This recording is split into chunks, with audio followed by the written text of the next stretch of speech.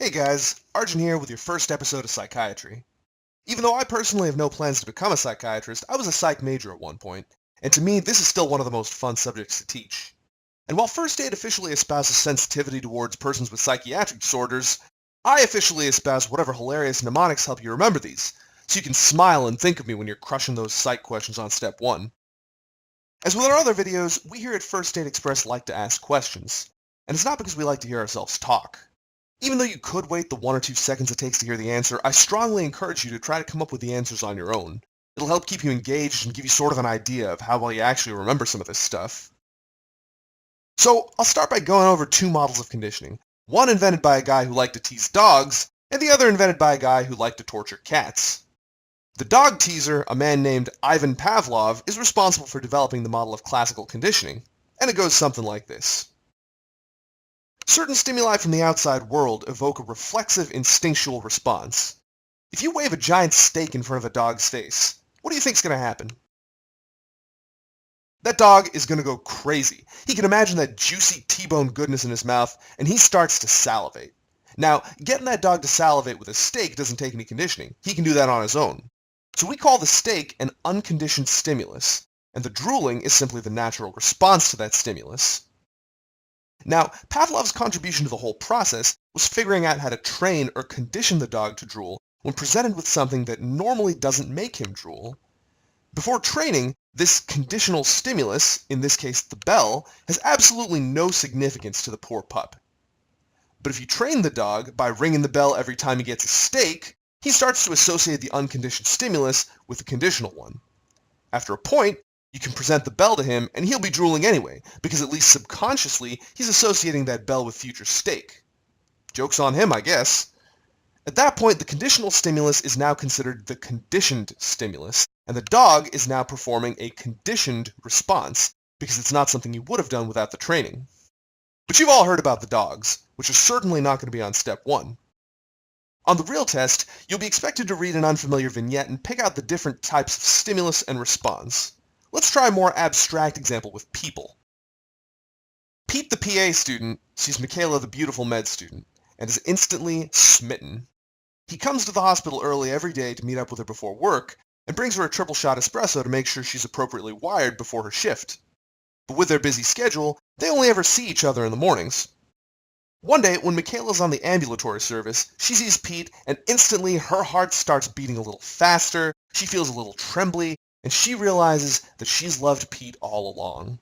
The two get married, and they live happily ever after. Too bad Michaela didn't pay attention in psych, or she'd know that scumbag Pete had been conditioning her. You'd know better, though.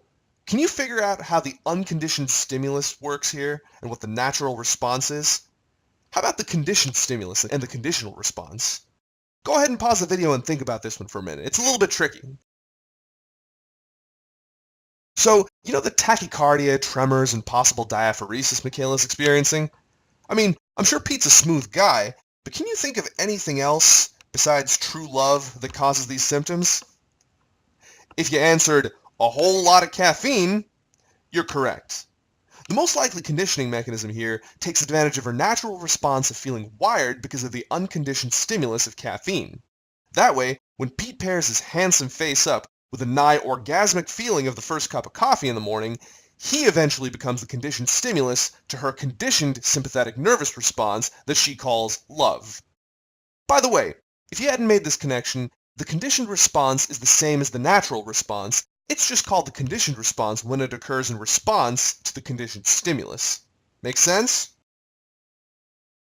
In a different time and in a different place, a man by the name of B.F. Skinner concerned himself with how miserable he could make cats and mice, because apparently the field of psychology can't progress without cruelty of some variety. While Pavlov's model of classical conditioning concerned itself with associating a new stimulus with an existing stimulus-behavior relationship, Skinner evaluated means of directing spontaneous behavior by either reinforcing or punishing said behaviors. Before we go any further, do you remember what reinforcement and punishment are? Colloquially, people assume that reinforcements are things that you like, and punishments are things that you don't like.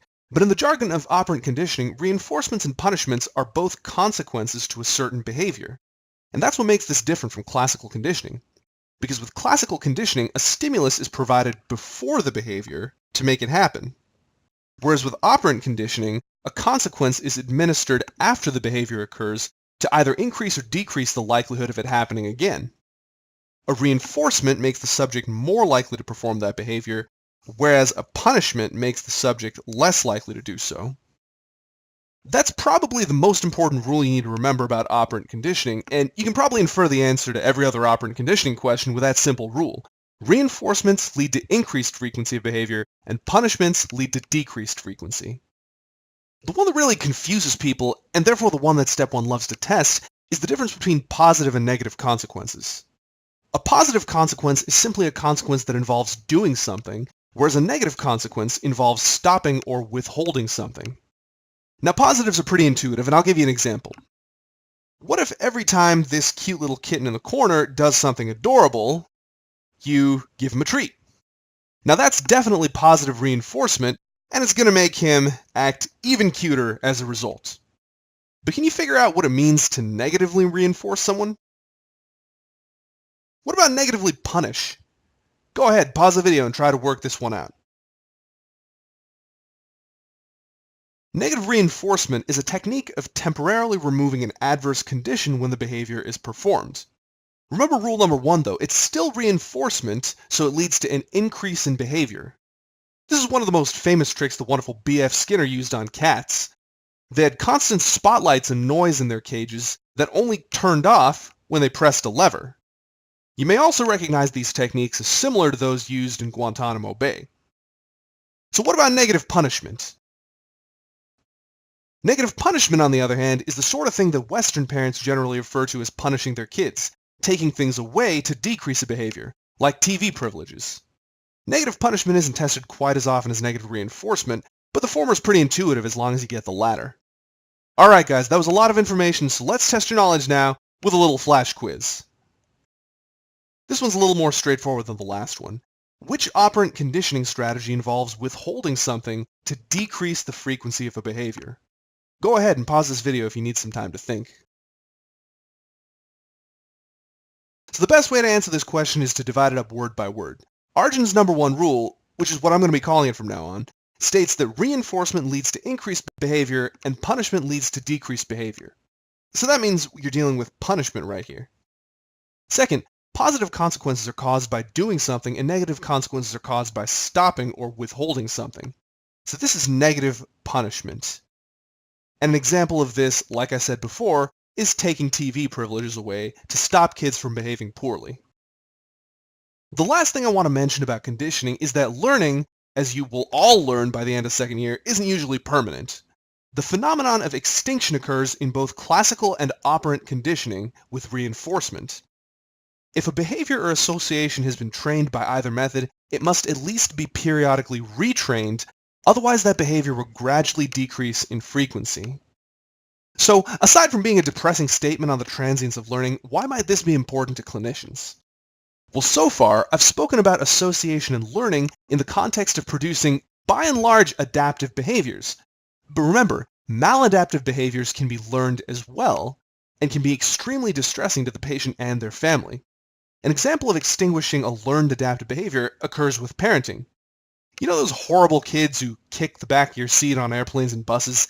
Haven't you at least thought about drop-kicking them once or twice? Or maybe at least giving them a piece of your mind because clearly their parents are enabling their shenanigans? Well, hold on there, Chief, because that might actually be what the kid's looking for.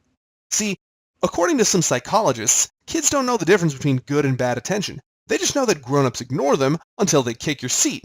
And then all of a sudden, hey, someone's paying attention to them. And then they're going to do it more. So how do you as a psychiatrist help those poor parents rein their kids in so they don't give bystanders an aneurysm? Simple. You just stop reacting. And as hard as it may be, as long as you ignore them rather than yell at them, it may just teach them that they're not going to get that reinforcement by being a brat. More often than not, this ends up stopping the bad behavior. I'm going to touch briefly on transference and countertransference before I move on to my last and most favoritist topic, defense mechanisms. Transference and countertransference are two terms coined by the greatest psychiatrist of all time, Sigmund Freud. Well, he's a psychiatrist anyway. But one of his concepts, the concept of transference and countertransference, has actually proven to be extremely relevant to how all of us practice medicine. The theory goes that our relationships with certain important people early on leave lasting impressions that carry into our adult lives. The problem occurs when we meet people who remind us of those individuals in some way, be it appearance, manner of speech, or even just a similar situation. What can end up happening is we inappropriately treat those people like we treat that other important person. Regardless of whether it takes the form of dependence, sexual attraction, or hostility, it's inappropriate because it causes us to judge people and act based on what's essentially just a bias as opposed to who they really are. The terms transference and countertransference are used specifically to describe the clinician-patient interaction. When it's the patient projecting his or her past relationship, it's called transference, and when it's the clinician, it's called countertransference. Both of these stand as potential impediments to treatment, but it's often easier to identify transference because as clinicians, we often aren't as reflective of our biases as we should be. And out of all the bits of psych trivia I'm feeding you today, this is really the point I want you to remember most for the long term. Understanding not only where the patient's coming from, but also what biases you have is essential to a working patient-physician interaction.